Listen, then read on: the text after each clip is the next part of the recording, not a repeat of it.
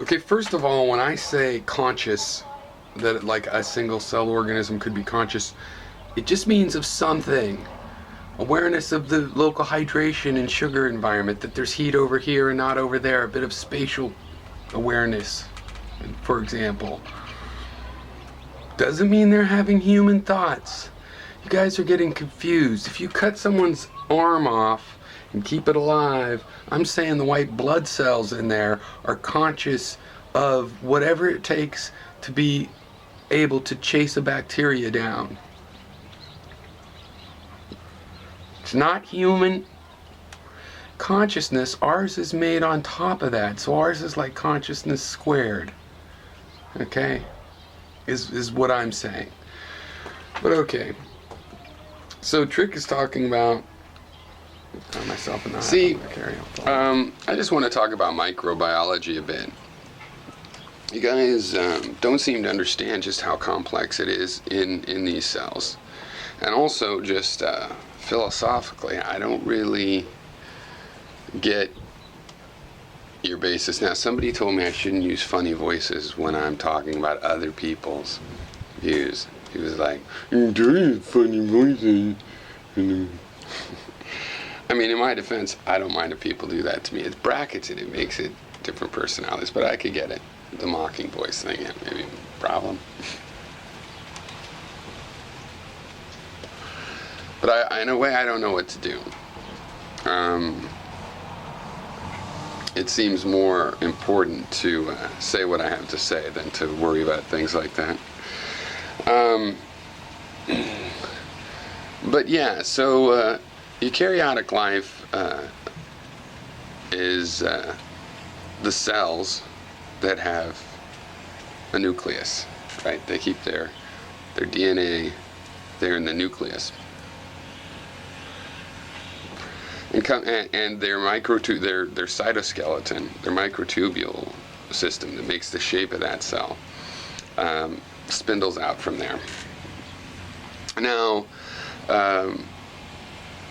if you look at a protozoa moving around, like this one constrained in the glass there. Now, if that thing was 4 feet long and in your swimming pool, I think you'd identify that as a living and intentional creature. And so this is the philosophical point that I think people are bound to accept. If they're not, that there's a problem. I have a problem with the way they're thinking, which is that you have to accept that we figured out what things were living by looking at their behavior.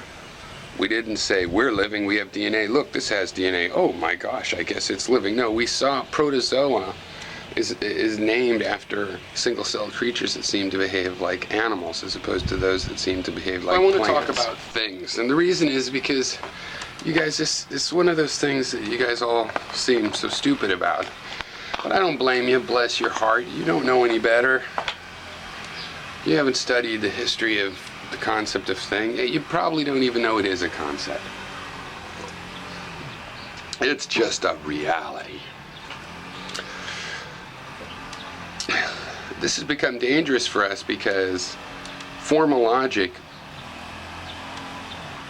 just basically it's like a technical abstraction of our common sense notion of thing that we seem to get through our pattern recognition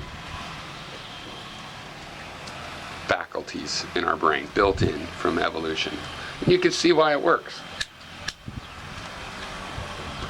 And you can see some trivial stuff like that. Like, generally for something to be a thing, in this like this very natural automatic brain function kind of thing, is for it to be detached from its surroundings, right?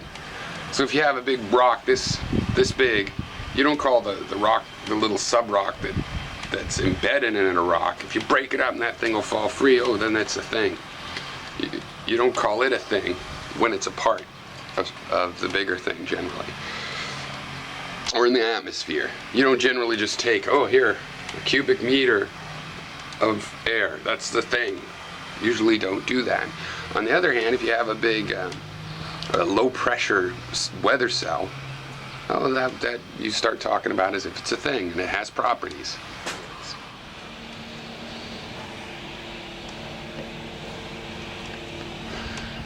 It looks like intentional behavior. There is something to this. And people say, oh, but what about a thermostat? I can tell that their thermostat is not living. Now you guys make up these robots in your head and act like an insect just acts like a robot, or a single-celled creature just acts like a robot. Well, I've never seen a robot behave that way. You know, I've written various artificial intelligent creatures for games and things. They don't really look alive. Okay? There is a discrimination in behavior. Now I'm arguing that behavior is the expression of awareness of your environment. Now, I think people, they often say, well, these are vague words, consciousness, what are you talking? Well, I'm trying to make it clear. I'm saying they're not having human thoughts. There's something more fundamental. They're having the kind of thought you could relate to that I think a plant might be having, is like the feeling of lying in the sun and it feels good.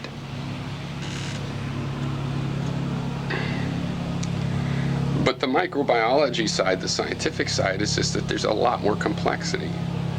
When you have this creature moving around like this, what's doing that? What causes it to be able to have mitosis and separate? What causes all that behavior? That thing is looking for a way out of the tube. And they've done tests. They get faster and faster. They remember.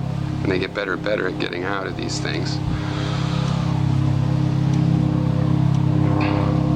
What's causing that motive function? It has no arms or anything. How's it moving that sack of gel that it is? And the answer is that the microtubules can flex and turn. They can be used for motion. They can be used for sense. When everything inside the cell that's subcompartmentalized, it's all moved around by these microtubules. Basically, all intentional behavior in eukaryotic life comes from the behavior of these microtubes.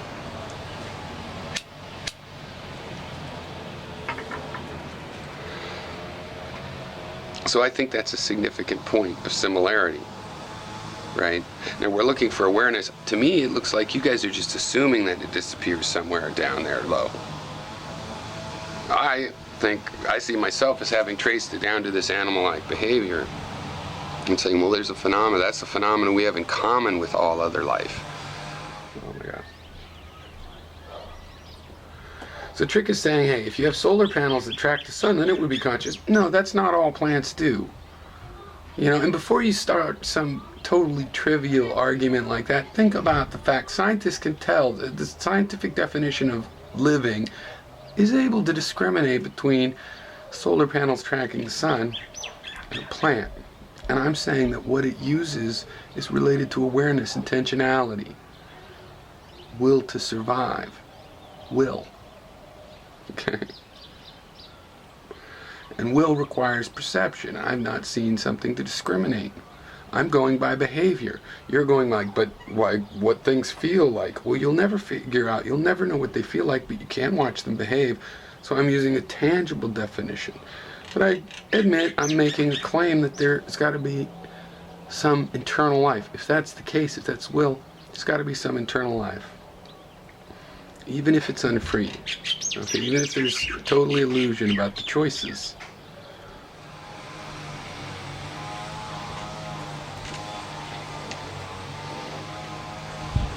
Another thing I think is just this expression, this value, you know, people don't think arrangement. Often if you have 3 stones, people act like the material analysis of those 3 stones is just that there are 3. It doesn't matter their arrangement, but of course it does matter. Carbon atoms in one arrangement are diamond. The clarity of the diamond is a physical property. In another arrangement, the very same atoms make up coal. The opacity of the coal is a physical property. The arrangement is a physical property. Why? Because your location in space is a physical fact. It's physical. And so your relative location to other things is physical. Okay? So that's why I don't expect that, at some level, something just appears. It's like you do have different ways for thresholds to be achieved. So for example, magnets versus fire. Okay, and a magnet, now the logical abstraction puts some technical structure on this. And you have this concept that a thing is a unit. It has inherent properties, right? And this requirement in logic is a big problem, because you guys don't seem to know, logic doesn't really take time into account. The law of the excluded middle, an apple either is an apple or isn't an apple. What about when the apple rots? At some point when the apple rots, is it an apple? Isn't it an apple? At what point isn't it an apple? At what point do you say, well, it was an apple? And so adoption of formal logic and this refinement of our object-oriented intuitions creates a huge problem of transformation. How does a thing that's inherently a thing in itself change into another thing? How does the apple that is an apple and must be, it can't be, both not and is, and there's no middles, how does that become not an apple? Right, and that's where the kludge, that's where the Ptolemaic epicycles have to start appearing. The magnetism is going on all the time. And the way you get a macroscopic magnet is that the little tiny magnets are aligned. But in fire, it's not like that. It's not like all the atoms are on fire, and when you align them a certain way, it looks like fire. No, there's a potential energy in there, though, still. So the energy is already stored. The energy that will be released with the fire, by the fire, is already stored in there. And then that same way, we have this reductive bounding condition that somehow behavior and experience of awareness is either a potential energy or it's like a magnetic field that needs to be aligned in order to see it macroscopically. Okay, it's either pent-up energy that needs to be started like a fire is started and then you see it macroscopically, or it's always expressing itself but it needs to be aligned for the expression to add up to something you'd notice macroscopically. Right? But there's a simpler solution. I mean, basically, what we call things, they're all systems. They all break down. Okay, now I still call it materialism, but people will call it physicalism, because when you get to the bottom, it breaks down into energy. Energy can be matter. There's transformation rather than reduction. Right? And I still call that materialism. And I call energy material. But traditionally, it's more of, there's a thing bias to material. Saying you're materialistic, then the world's consists of things. No, it consists of systems. Now, if a system is stable on your time scale, you will call it a thing, and it will work to call it a thing to some degree of approximation. What we think of as its properties, which in the technical version is supposed to be inherent, right? Inherently related to what type of thing it is and its particular situation. Okay?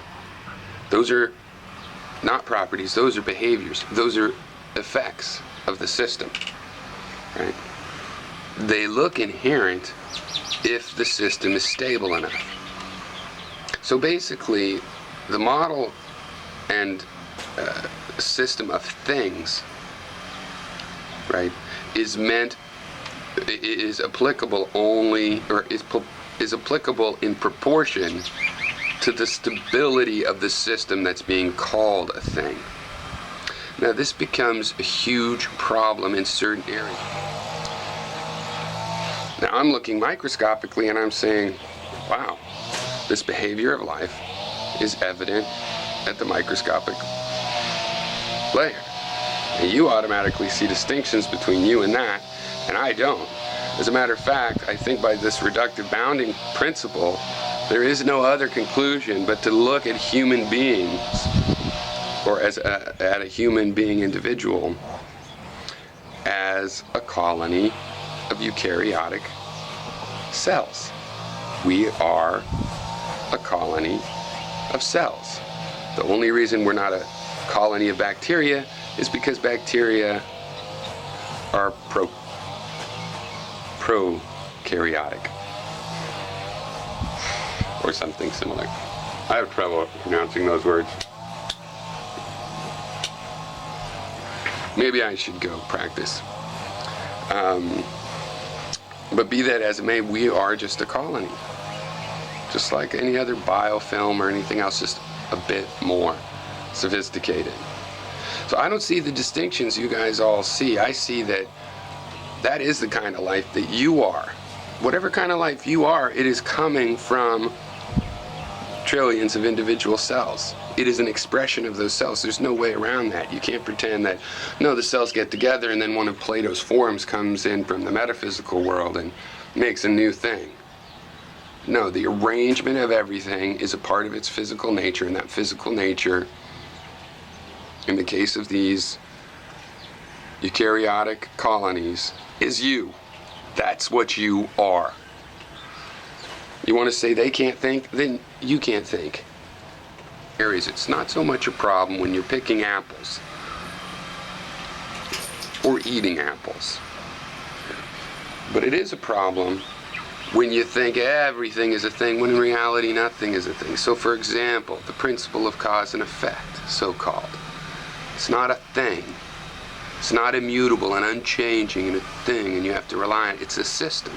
It is going to change because that system is going to change. Okay, cause and effect is a metaphorical system. It says there's a cause, the cause has an agent and an effect. It's very general purpose, and you can use that to analyze a lot of situations. But that system, that conception, is changing. Okay, for one, it maybe doesn't need an agent in a traditional sense. The sense of agent changes. Right?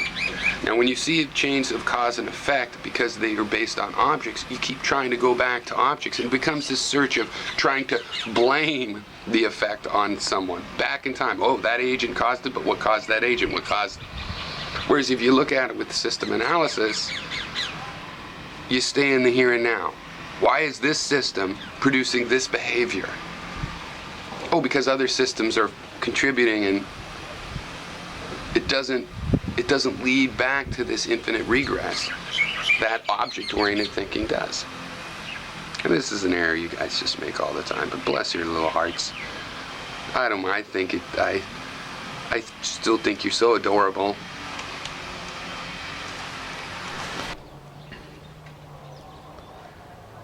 You can discriminate between living things and a solar panel tracking something.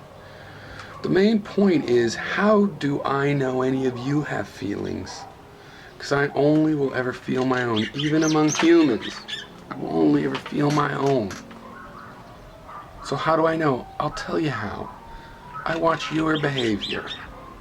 It looks like I look. If I record myself on a video and watch it, it looks like other people look just all the time. So it allows me to make a link and say, hey, that kind of behavior is related to an internal life like I experience. And I can see that in paramecium, in dogs, in insects. So where is the discriminant? Your intuition about what it must feel inside? It's meaningless. If you go on the behavior, there's no discrimination between the two. It looks like living things have the will to survive. That's how we tell. Okay? That is how we tell. That's how I tell you are living. That's how I tell anything is living.